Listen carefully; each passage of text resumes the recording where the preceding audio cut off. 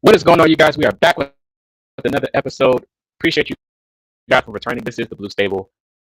I'm your host, Coach Shock, and I cannot be here alone. I got my guy Landon with me. Landon, how we doing? Doing great, man. Doing great. It's always great coming back after a victory on Sundays. And this one's even more sweet because, like I said on last show, it's against the Tennessee Titans.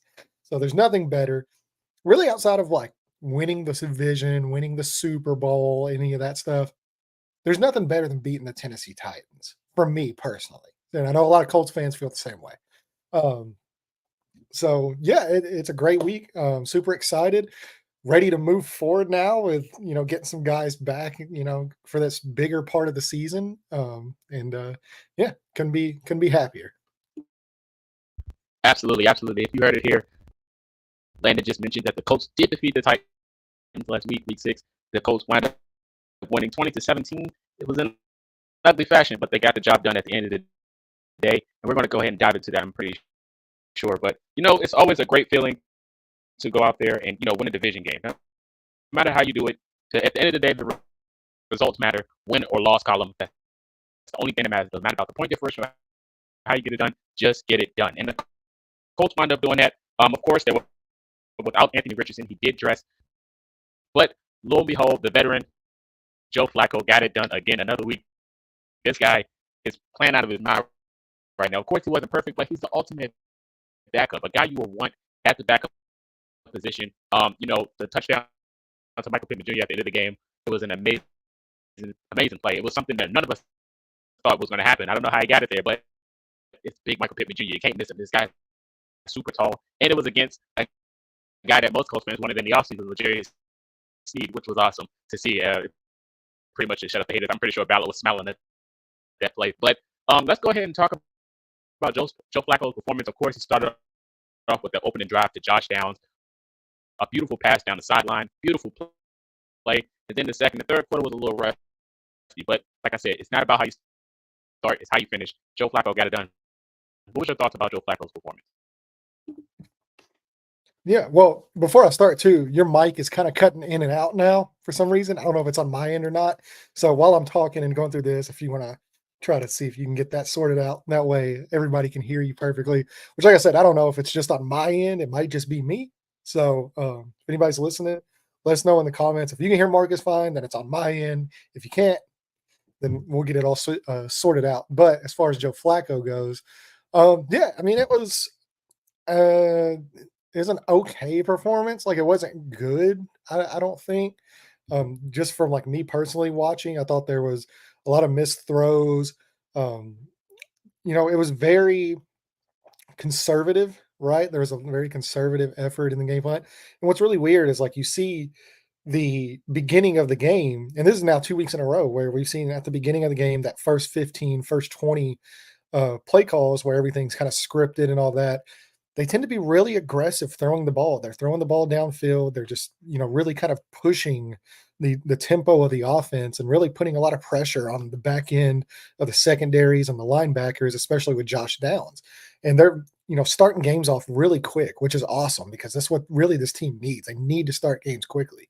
But then for some reason, and I don't necessarily think it's like Shane Steichen, but it's almost like this offense kind of just like goes into its shell for the second and third quarters where they're more focused on, trying to, I don't know if they're trying to run the clock out and keep their defense off the field and try to sustain drives by running the ball more. But it's been a real struggle running the ball, obviously without Jonathan Taylor, but really without Anthony Richardson, because people really underrate what having just even the threat of Anthony Richardson back there does when it comes to the run game. And I think whenever you're missing both of those pieces, we've seen the run game now really struggle, specifically Trey Sermon. We've seen him really struggle trying to run the football. And it's almost like I said, like this offense just kind of gets conservative and kind of goes into a shell. And then in the fourth quarter where they're either trailing or they're, need to make plays, it's almost like they just open it back up again. And then we see, these big throws to Alec Pierce, the pass interference, the prayer up to Michael Pittman Jr. where he just kind of lofts it, into the end zone, and that's caught. Obviously, Mo Alley Cox gets involved a little bit more, which has been really good to see. He's been a really really good player, and I know he gets a lot of flack from the fans, but he like the start this year, the first 6 games, like he has been really really good. Not only just now that he's getting involved a little bit more in the passing game, specifically in the red zone, but his blocking has really been invaluable, this year. So he's having a great season. You've kind of seen his snap counts go up where you've seen Kylan Granson's kind of go the opposite way. They're getting Mo a lot more involved. So whenever you're just looking though at Joe Flacco's performance, like in a nutshell, I still think there's a lot of missed throws. There's obviously like the intercept, like he had the bad interception where he just sailed the ball. Um, there's a lot of stuff to clean up, but you're not really expecting much from Joe Flacco. I think overall he's been really good this year, but you just like expectations kind of need to be, I guess, minimized when it comes to him because he's not a guy that's going to go out there and really just create a ton.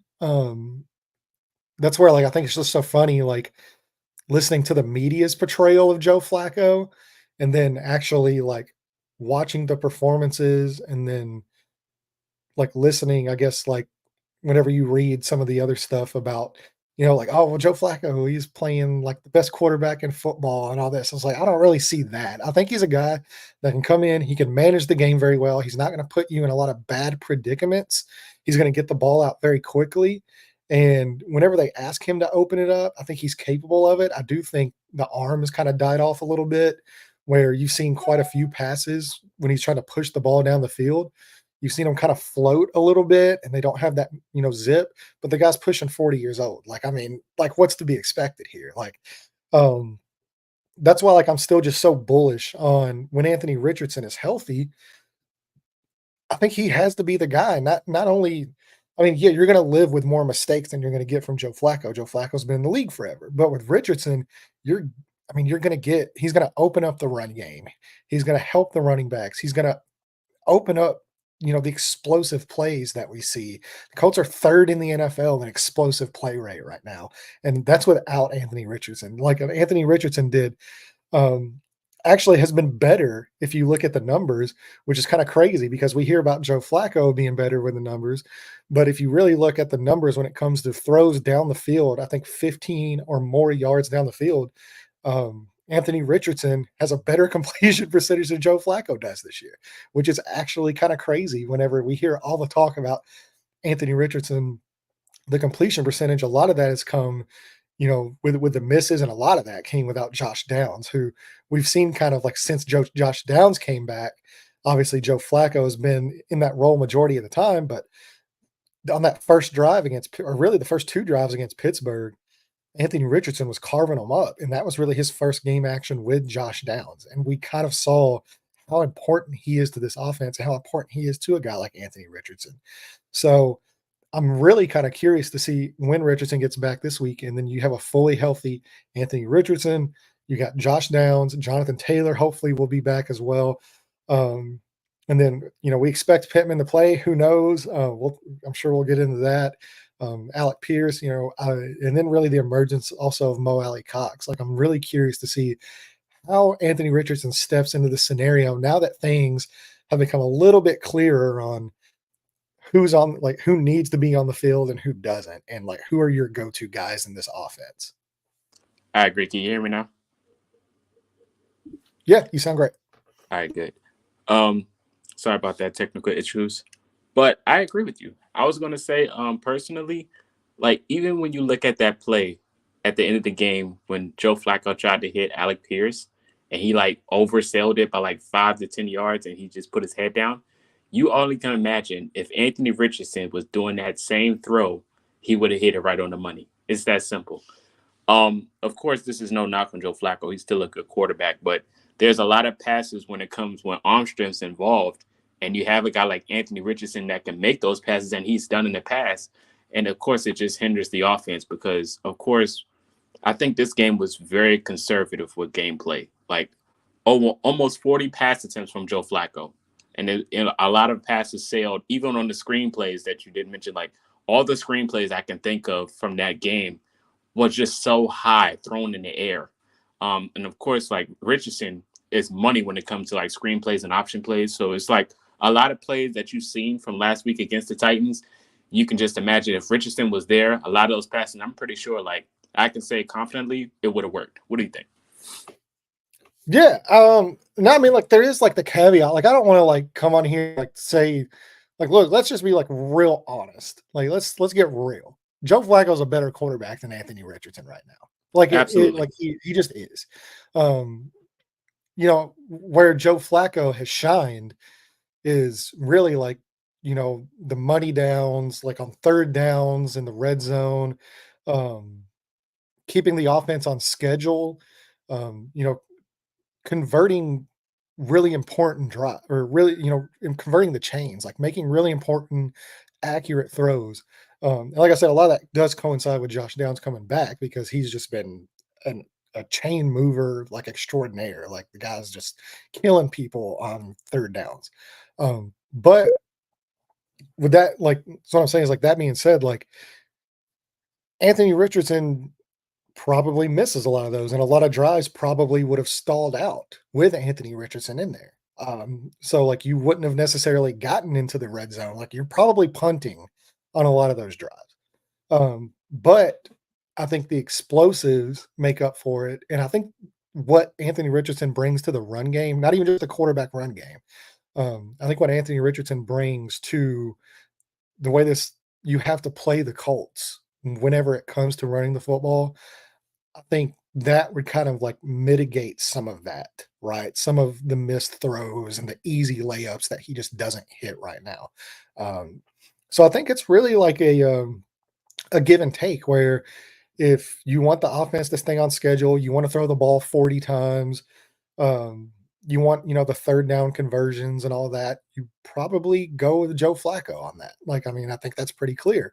Whereas with Richardson, if you want the running game to open up. You want Jonathan Taylor to be able to really hit those home run running plays, and then you want the explosive plays down the field, like with Alec Pierce or Michael Pittman, and stuff like that.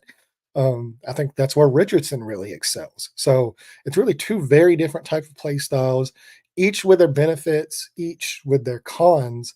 But really, at the end of the day, ultimately, it's more about getting the 22-year-old rep than getting the 40-year-old reps. So I think that's kind of where we're at right now. Hey, and even Peyton Manning said it best. In order for these guys to develop, they got to play and like do playing time. Like they got to go out there and play football. He mentioned that on the Barstool podcast, by the way. But I agree with you 100%. But Molly Cox emergence. This is something you mentioned in the recent past. Of when I asked you what tight end do you think will step up, you was like Molly Cox. So credit to you. Of course, we got to give you a shout out for that. But another person we got to talk about. Running wise is Tyler Goodson. I think Tyler Goodson had a really good game. A lot of explosive runs. I wanted him to score so bad last week, but he's the ultimate backup as of right now. I think it's like done cold case, like solidified. The backup running back position should be Tyler Goodson. Those explosive runs, him hitting the holes, everything what we needed. He showed it last week. But it was an awesome game from him. Of course, didn't get in the end zone, but I think he had a really good performance. What was your thing? What was your even in pass pro? I think he was a good pass pro as well. Yeah, I thought Tyler gets in a really good game. And I mean, it's very much like the Joe Flacco, Anthony Richardson thing we just talked about is like each player has like a designated, like specific role, right? Like, I mean, like Tyler Goodson's going to give you things that Trey Sermon isn't. And on the flip side, Trey Sermon's going to give you things that Tyler Goodson is not going to give you. And so it's really like, unless you have a guy like Jonathan Taylor who can pretty much almost just do everything at a really good level, that's why he's one of the better running backs in the league, right? But I still think Trey Sermon plays a super valuable role on this team. His pass protection is easily the best on the roster. He's the best pass protecting back. He's probably outside of Jonathan Taylor, who obviously wasn't playing. He's a guy that you can put in on 4th and short or on the goal line and more often than not, he's going to get in there.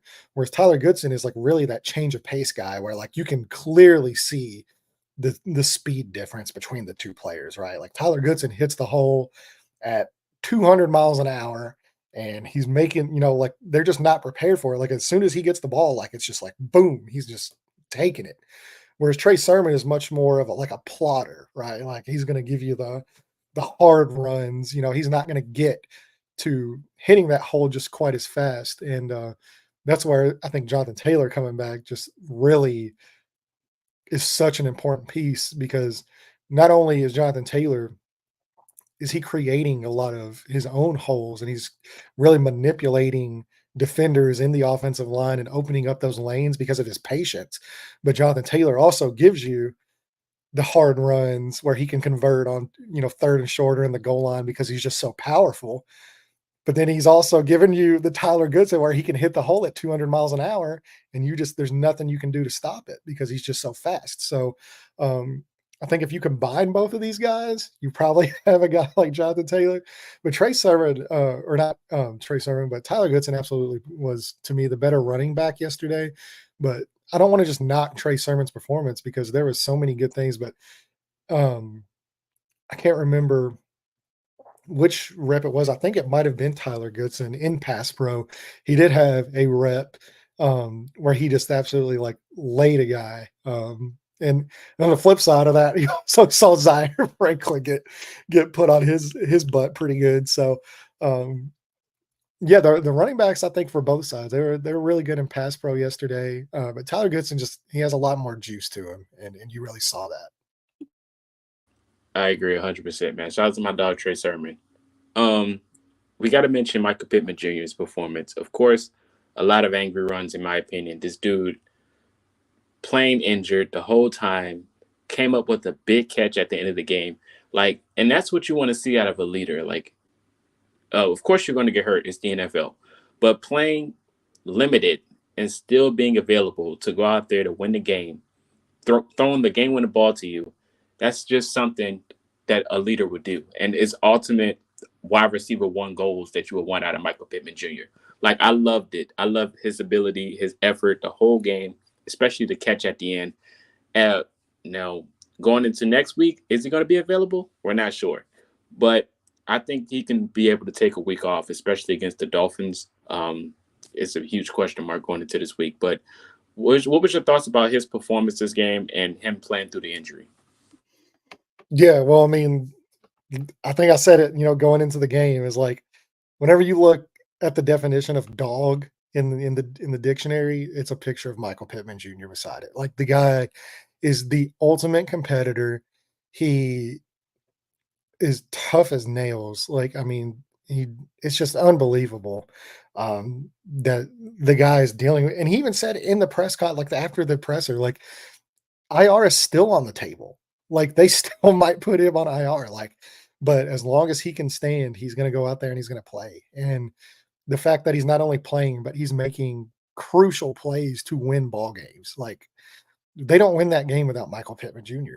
They don't. And we've seen it before wherever Michael Pittman Jr. is not playing, this offense just for some reason just completely craters. And he's not the guy where like you're going to look up at the end of the year and you're going to see, you know, 80, 90 catches for 1,400 yards and 12 touchdowns. Like, but he's just so consistent in what he does as far as, moving the chains and really just being like a competitor, like blocking in the run game and just being physical and yards after the catch opportunities. Like he's just the ultimate competitor. And I really think um, for him to do what he did this last Sunday with what he's been dealing with pretty much all season long. This hasn't been, just a 1 week thing where he was injured. I mean, like you could tell the last 3 weeks or so, like he's really kind of been laboring out there.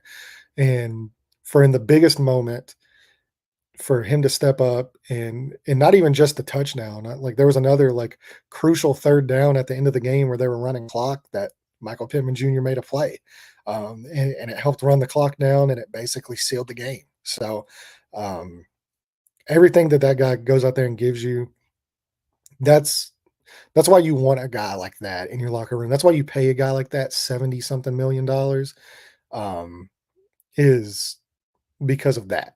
Um, like I said, no, it would be great, if he's fully healthy and like I said, he's out there mossing dudes every week and he's putting up 12 touchdowns, which really I think like they should use him in that role more than what they do. I don't understand why.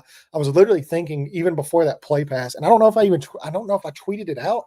I think I might have, where it was like you have these guys in the red zone like Michael Pittman Jr., like Alec Pierce, like Mo Alley Cox, like these just gigantic guys that can go up over people in the red zone, in the end zone, and make crucial catches for touchdowns. And for some reason, this team, like, they don't throw a lot of jump balls to guys. And it's never made sense to me why they don't utilize them in that role more often. And we really saw twice now, and really even last week with Mo Alley Cox. Like, you've seen it twice now where guys in the red zone, like if they give them those jump ball opportunities, and you've seen it all season from Alec Pierce, right? If you're giving them those jump ball 50-50 opportunities, with these guys, it's not really 50-50. With these guys, it's been more like 75-25 that they're coming down with that ball. And I would really love to see them utilized in the red zone more in that type of a role than what they have been. So I'll be really curious to see, like, moving forward, if they can somehow implement that a little bit more. I think it's going to be a positive step with getting the touchdown totals up for those guys, for the rest of the season. I agree 100%. Like even before Jelani Woods got hurt, another guy that's tall enough and versatile enough to go get those jump balls. So when Well, you were Andrew saying that, I agree. Ogletree is the same way too. Like he's a big dude. I mean, these guys, I mean, what, he's 6'5", 6'6", maybe. Like they have the Colts, and it hasn't always worked out. And I would say majority of it hasn't worked out because if you look at the results that it's produced, it just hasn't worked. Like the But Anthony the Colts, Richardson one. yeah, but like the Colts are like the ultimate like get off the bus team, where like when those guys get off the bus, you're like, okay, that's a professional football team, right? Like there's not really that many guys that are, 5'9", 5'10", 170 pounds, you know, that I'm bigger than. There's not many guys like I'm bigger than some of those guys, right? Like, and the Colts, it's usually like the exact opposite, where like they're the ultimate like height, weight, speed team in the NFL, where they just draft these monster athletes. Um, and when it comes to those guys, like I think it obviously has worked out with guys like Michael Pittman and Mo Alley Cox has really worked out. Alec Pierce has really taken that next step this year. So like it has worked out with those guys. So like I said, I'd really love to see them utilized more in that role where it's like, hey, you got a cornerback that's, 5'11", 6 foot on you. This guy's almost 6'5", like, and he can jump out the gym. Like, just throw it up. Just throw it up. It doesn't have to be, the most accurate. If you just put it in his vicinity and allow him to go up and make a play, I think majority of the time those guys are going to make that play. I agree. And Joe Flacco shown that on that last play to Michael Pittman Jr. He threw it up so high to only Michael Pittman Jr. could get it. It was the ultimate mismatch, and he wound up catching it. Yeah, and it's not even like, I mean, like I know everybody's talking about, L'Jarius Sneed like he was just like the world's worst cornerback this last week. But he didn't even play that ball bad. Like that, I mean, that was tight coverage. Like he was on him. Like Michael Pittman just went up and made a play. He's just bigger and stronger than L'Jarius Sneed is because he's bigger and stronger than most every DB. That's just his body. Um, and he can go up and make those plays. So it wasn't even really bad coverage by Sneed. It was just more of like, hey, we're gonna trust our guy. He's bigger than you. He's stronger than you. Go make a play, and he did. Amen. Just two more topics on the offensive side before we switch to the defense. I wanted to mention Ryan Kelly. Ryan Kelly was out there. I think production wise, we talked about him on the preview about if he should play or not. Ultimate vet, get it. I think this might have been on the bad side of his performances this week. I did mention Tanner Bortolini. Probably, in my opinion, I wanted him to play this week. just because of the consistency of how good he's been playing. And Ryan Kelly come back from injury, I think he could take a week off. And it kind of showed this week. I don't think this is one of his better performances. He's still the ultimate vet, still one of the best centers out there to do it. Shout out to Quentin Nelson, just a mini shout out. But what was your thoughts on Ryan Kelly's performance? Yeah, well, I think like you clearly saw the injuries kind of have their impact this week. Like he struggled out there. He struggled. And that's I mean that's kind of to be expected though too in a way because Tennessee, like you can say what you want about their roster, but like those two D tackles there with Sweat and Simmons, like those guys are like dogs. Like they're tough, man, and like they're tough for like healthy guys.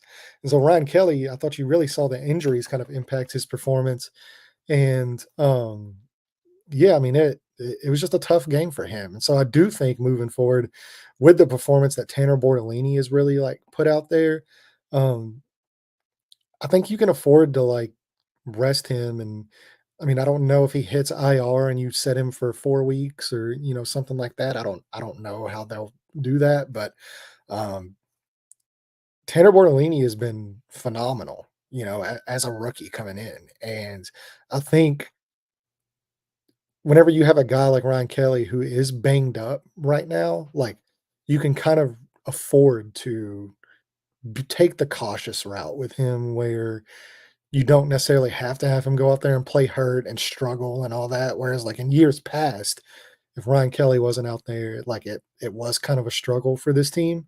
Um, but Tanner Bortolini's come in and he's been just as good, if not in some cases, he's been a little bit even better than Ryan Kelly's been. So yeah, I would probably at this point play it safe, and like Ryan Kelly's not gonna want to do that, like because that's always like the struggle of the NFL, right? Is like we see it happen with quarterbacks all the time, we see it happen with other things, but it's really every position where guys they'll fight through injury, they'll fight through all kinds of stuff because if they're hurt and they can't play and another guy comes in and plays their position just as good, if not better than they do, most of the time, like they're out of a job at that point. And that's never where you want to be as an NFL player. And I think that might honestly be the case moving forward, where Ryan Kelly, his contract's up after this year, and they're able to see what they have in Tanner Bornolini right now because of the injuries.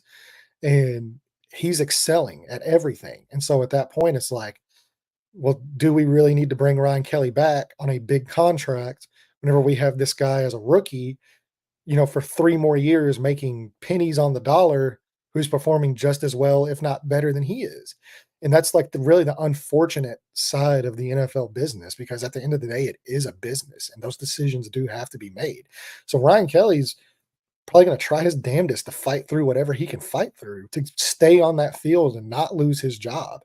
But if you're going to do that, you still have to be able to play good football. And yesterday was just not a good day for him. And I believe he even got another injury now with the calf injury that knocked him out for the rest of that game. And now you're dealing with a neck. Now you're dealing with a calf. You got multiple things going on. The guy coming in to replace you is playing great football. He's doing phenomenal as a rookie.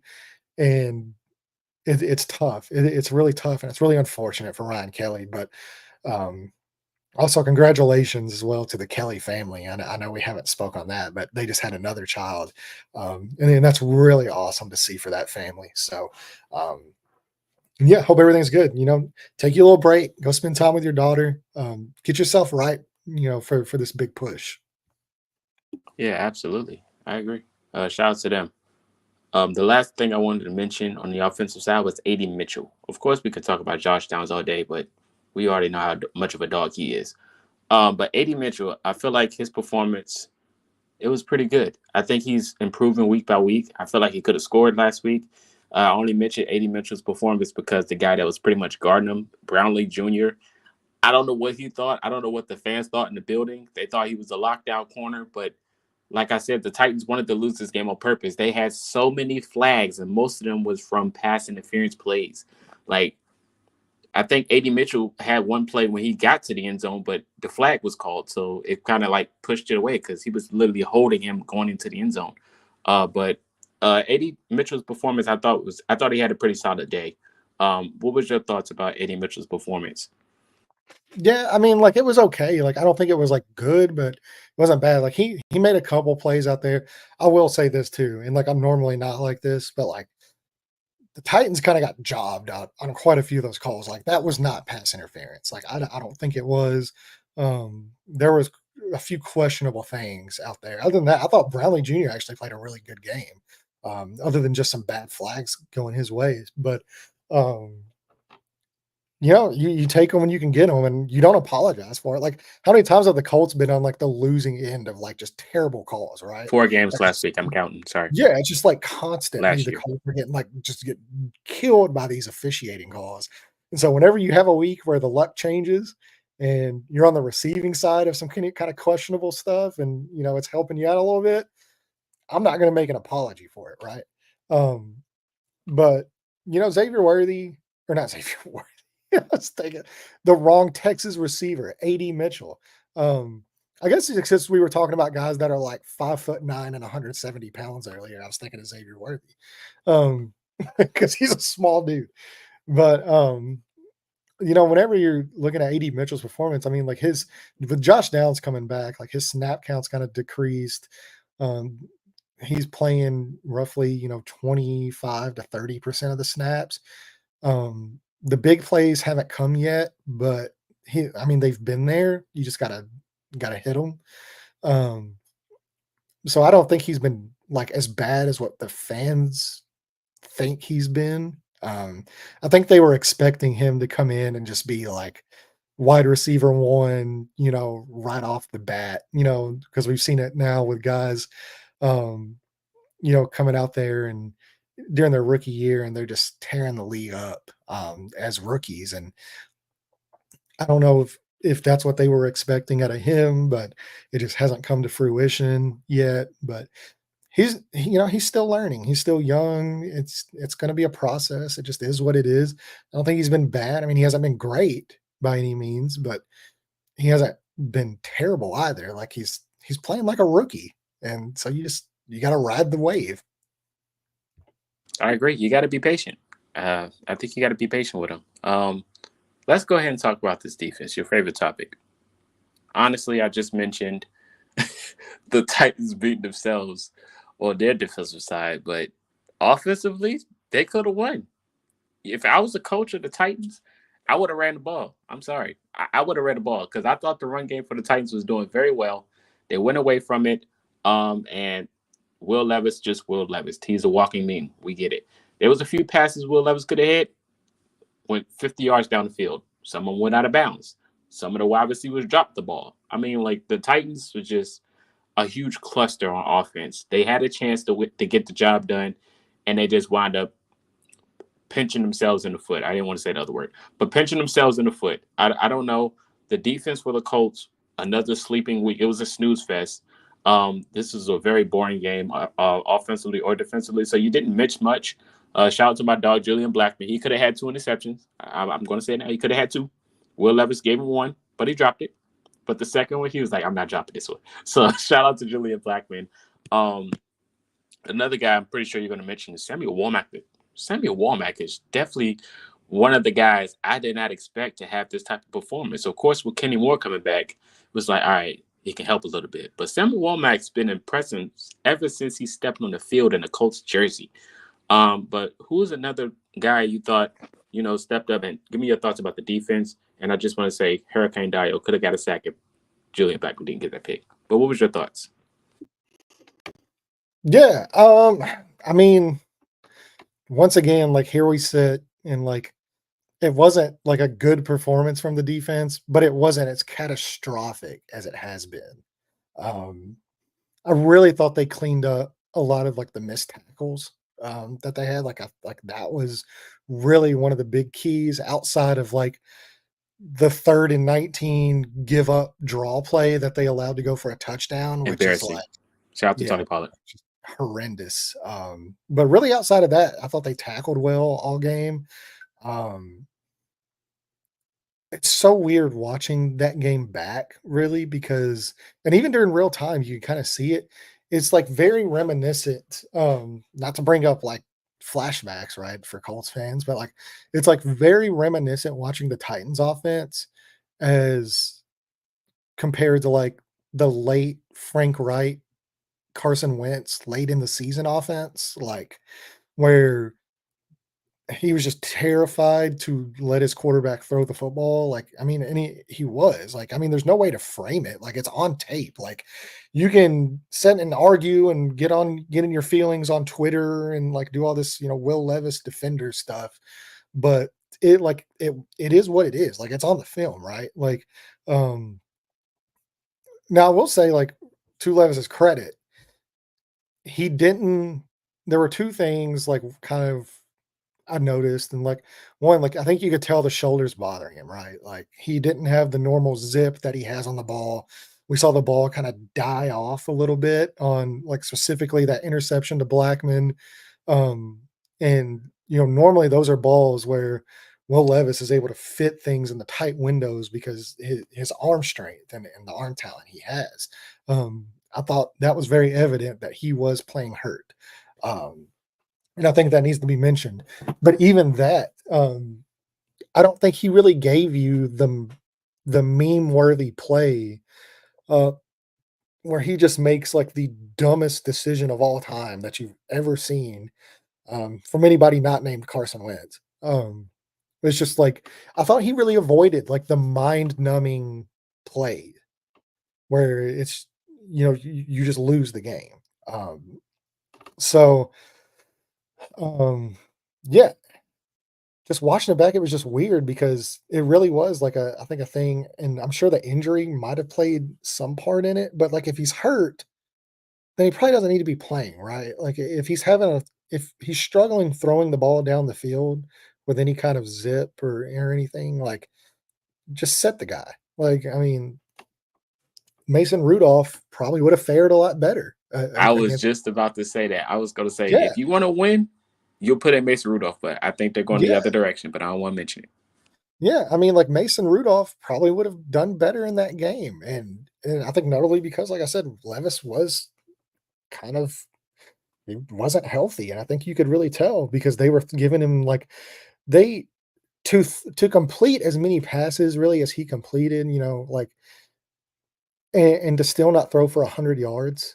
I mean, that's just like your A dot like is basically non-existent. Like it's like little screen passes and dump off and easy completions. And that's really what they called majority of the game. Like they didn't really push the ball down the field. They didn't challenge the Colts secondary at all. Um, they they ran the ball and they played super conservative. And I think some of that is injury, but I think some of it too. I think Callahan's scared of his quarterback. Like he's scared of Will Levis making the dumb throw, making the game losing throw, because you've seen him do it all year long. So you try to mitigate that. But that's the thing with Will Levis is like you can't do that with a guy like that. Like it's very, and I'm not comparing the two, obviously. We're talking about one of the greatest quarterbacks of all time, but it's very Brett Favre-ish, right? And that's who he's always reminding me of is Brett Favre, where like he's ultra aggressive. He's going to throw some really bad interceptions. Like he's going to throw interceptions, right? But he also has the arm to fit the ball into places that a lot of quarterbacks can't. And he plays very aggressive. And whenever you try to rein a guy like that in and make him play conservative and dump the ball off and throw screens and all that, like you're really not only doing yourself a disservice, but you're doing the quarterback a disservice as well. Like there's a balance to be had. And especially, I'm just so surprised that coming in against one of the worst, well, actually, it's not one of the worst, like statistically, the The worst worst. defense. Yeah, statistically, the 32nd ranked defense in football, who's given up in the last 3 games over 1,000 passing yards. For you to not put pressure on that secondary and attack the secondary, especially whenever you went out and you spent all this money on guys like Calvin Ridley and you have DeAndre Hopkins and you brought in Tyler Boyd and you brought in these wide receivers, like what's the purpose if you draft Will Levis because he has that arm talent and the ability to push the ball down the field and to challenge defenses vertically, which I think is kind of what you saw last year with Will Levis. Um, you didn't you still saw the interceptions, but you just didn't see, you saw a lot of the positives as well. And this season, there's been none of that. Callahan is running a very, very, very watered down offense. This is a guy that he's never called plays before. Like, I know he was the OC for Cincinnati. He's never called plays in Cincinnati. So this is his first time really calling plays. And I think it's really starting to show because there's not really any aggressiveness. There's not, um, it's basically like the training wheels are still on, and I don't know what they're planning. I don't like they don't have an identity. What are you doing on offense? Like I just don't understand it. So as much as I would love to give credit to the Colts defense, and you can only play like who's in front of you, right? Like I mean, it's not the Colts defense fault that they play like that. Amen. Yeah, I mean, like luckily for them, like they stepped up and they made the tackles, they made the pass breakups, Blackman made the interception, at the end of the game there. Like, you still gotta go out and make the plays, but for this Titans offense just to not put any kind of pressure on them.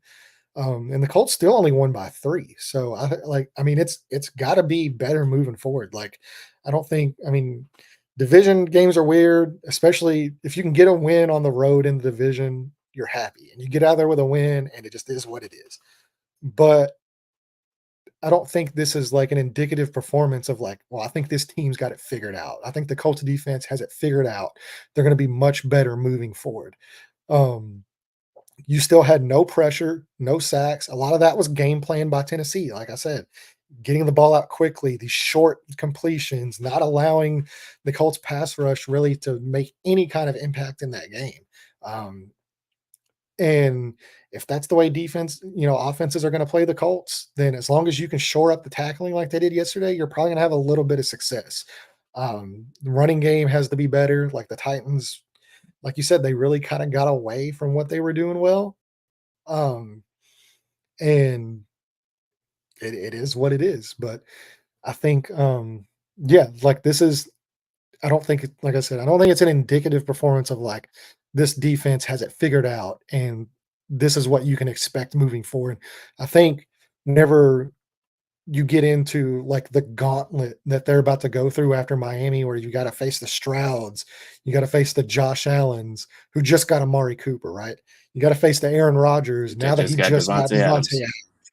Like, you got to face the Lions with Jared Goff and what they're doing with Ben Johnson as the OC, and like They just smacked the Cowboys, by the way. yeah, I mean, like their offense has just been incredible to watch. Like you're not going to have the same luxuries that you had in this game against Tennessee. So you take advantage of it when you can. You're happy that you played Will Levis, and you're happy that Callahan called the game that he called.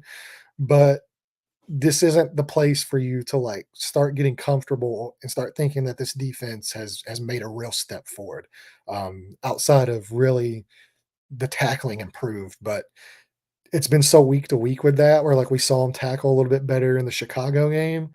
And then like the very next game, it was just like the dam opened and they couldn't stop Jacksonville to save their lives.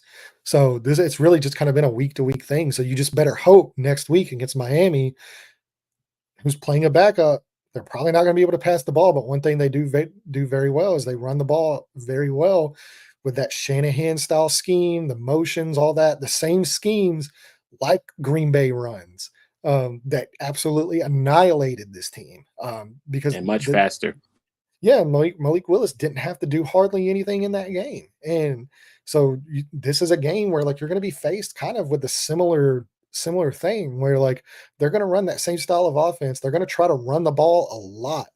And if they're not able to stop the run in this Miami game, we don't know what it's going to look like. I mean, it could get ugly again like it did in Green Bay. So you got to hope that stuff gets shored up, and it's got to get shored up quick. I agree, man. Shout out to Rigoberto Sanchez. Like, if you need somebody to get the game to end it, to seal it with a punt, oh my God, it was so perfect of a punt. That's one of the best punts I've ever seen, ever. I agree. Like, my mouth dropped. I was like wow. he has been unbelievable this year. Like the whole season, it's so like, and I hate saying the punter has been one of the best players on this team, right? But it's true. Like Rigoberto Sanchez has been one of the best players on this Colts team. He said they paid the wrong kicker. Yeah, I mean, he's been unbelievable, man, and he's a big reason why they finished that game out yesterday. I agree. I agree 100%, man. We just got a few things to go in the comment section before we get up out of here. I don't know if it's troll questions or not. It said Callahan is indicating he may turn to Mason Rudolph. And then the next one is your favorite. Colts need to ride the season with Flacco. He gives you the best chance of winning. I'm not sure about that. Winning what? That's my question. It's like, what are Right. you winning, right? Like, I mean, does he give you the best chance of winning the Super Bowl? Does he give you the best chance of winning this division and making a deep playoff run? Because if the Personally, I defense don't plays think the way it so. does, we're not winning anything. Yeah, exactly. And unless the defense is just magically going to fix itself and they're going to become one of the better defenses in football, they're going to go literally from 32nd to top 10. You're not winning anything with Joe Flacco. Now, I mean, yeah, if you could play Will Levis and the Titans with literally the 30th ranked offense every single week, yeah, you could probably sneak out some wins. But unfortunately, that's not the case. Like, and then here's the other part of that is I said it last week. Joe Flacco's he's about to be 40 years old, 40. And so say Joe Flacco, say you do end up with the 7th seed, right? And you finally make the playoffs and everybody's happy and all that.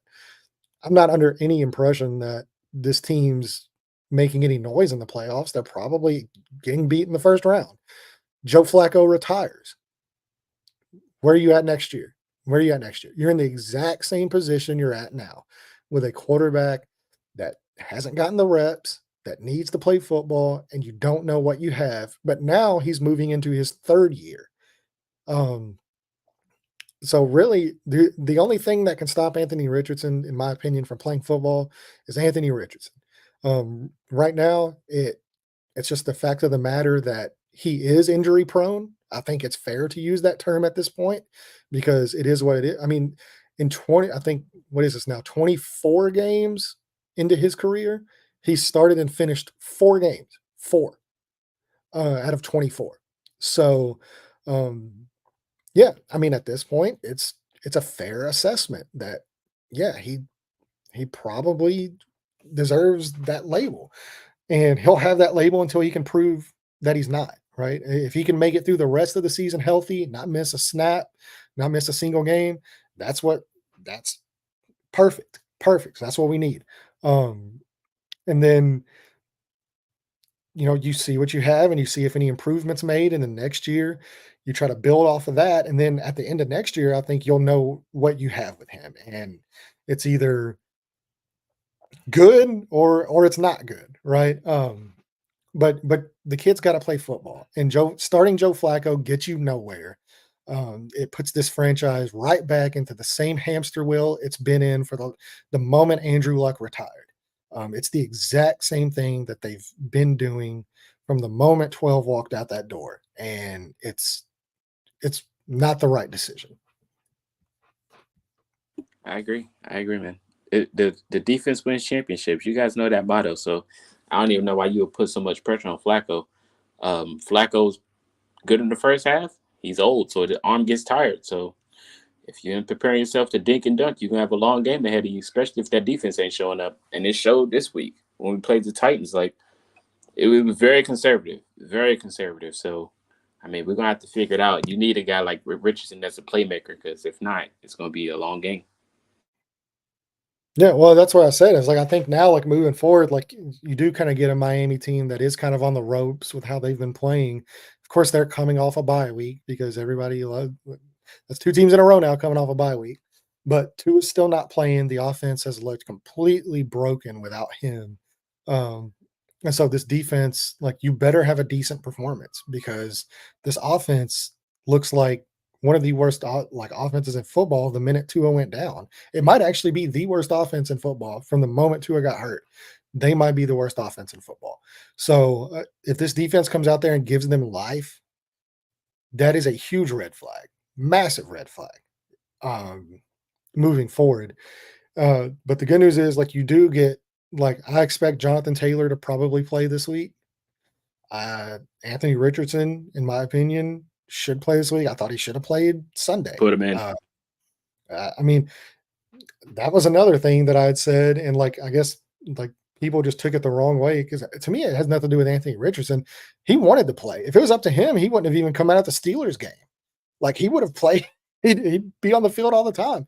But I don't understand this whole, like, what they're doing as far as, like, well, like, we want him to be 100%. If you need your quarterback to be 100% before you're comfortable putting him out in games, you should not have drafted a guy that runs the football like the way he runs the football. Because the minute I will venture to say that, sure, he might be 100% now going into this Miami game. I will venture to say after the first quarter, he will be at 96%. Like, if you need him to be at 100% for him to play football, and that's not his decision, I think you could really tell yesterday whenever it showed him on the sidelines, like, he looked kind of pissed off to me, like, that he wasn't out there playing. Like, that kid is a competitor. He wants to play.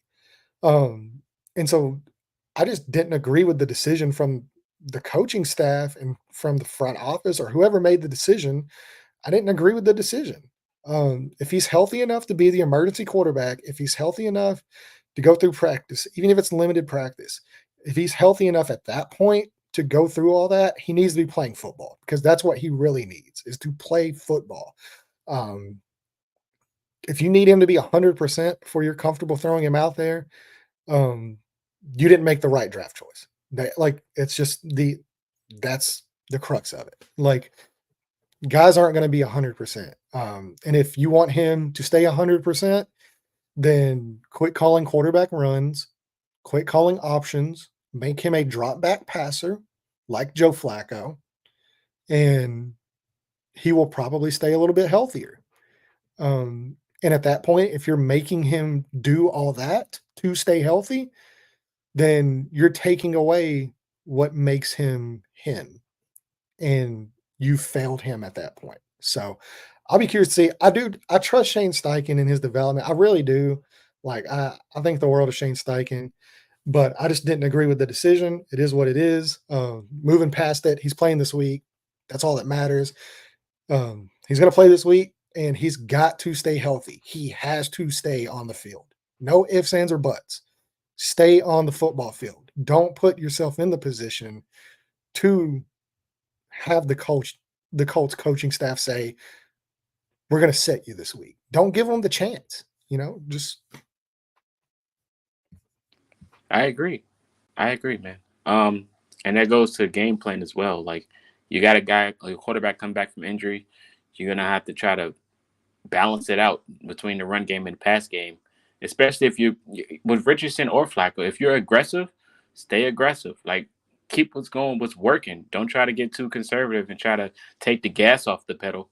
Hit him in the mouth, keep hitting him in the mouth. And that was kind of one of the issues last week, even with Joe Flacco at quarterback. We came out the gates hitting him in the mouth, and then we just went conservative and then gave him a chance to come back. I think if this team stays aggressive, we could become a huge threat, but I'm not sure with the game plan moving forward. Hopefully it changes with Richardson coming back, but that's a topic for another week for sure.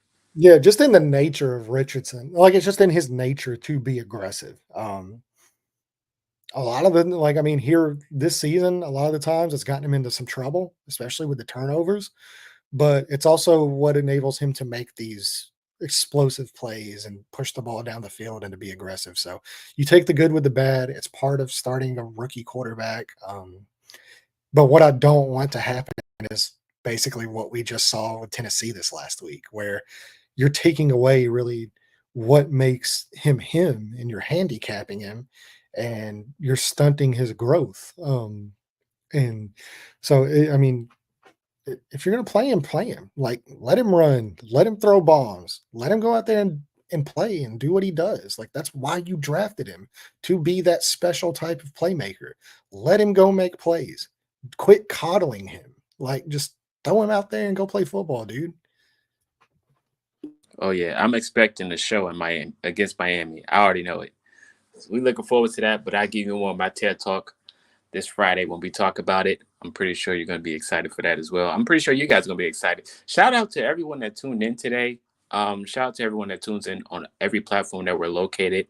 Appreciate you guys for tuning in. Again, let me know your thoughts about the game, your reactions to the Colts versus the Titans in the comment section below. We appreciate you guys for tuning in. You guys enjoy the rest of your day. We'll be back later this week on Friday to give you a preview between the Colts and the Dolphins. It should be a movie, or it could be a nightmare. It is October. But we will let you guys know. That is Landon. This is Marcus. We will see you guys next.